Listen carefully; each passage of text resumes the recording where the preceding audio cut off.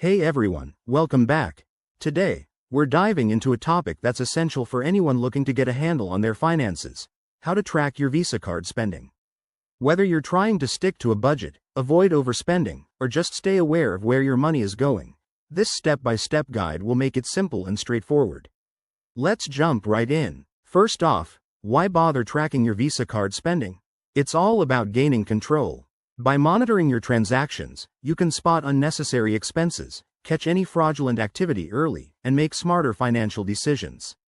Plus, in today's digital world, it's easier than ever with just a few taps on your phone. Step 1. Start by downloading the official Visa app or visiting the Visa website. If your Visa card is issued by a bank like Chase or Bank of America, use their app instead, as it often integrates seamlessly.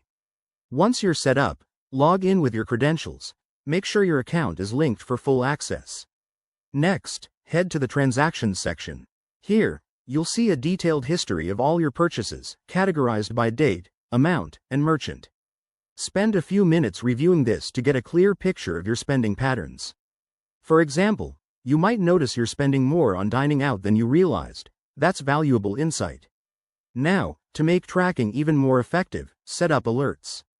Most apps allow you to customize notifications for things like large purchases or when you approach your spending limits. This way, you'll get real-time updates without having to check manually.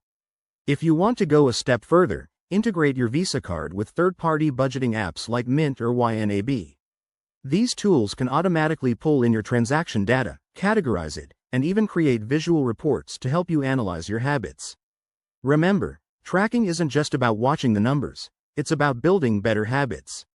Start small, review your spending weekly, and adjust as needed.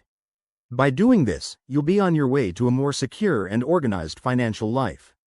Thanks for watching. If you found this helpful, hit that like button, subscribe for more tips, and drop a comment below if you have any questions.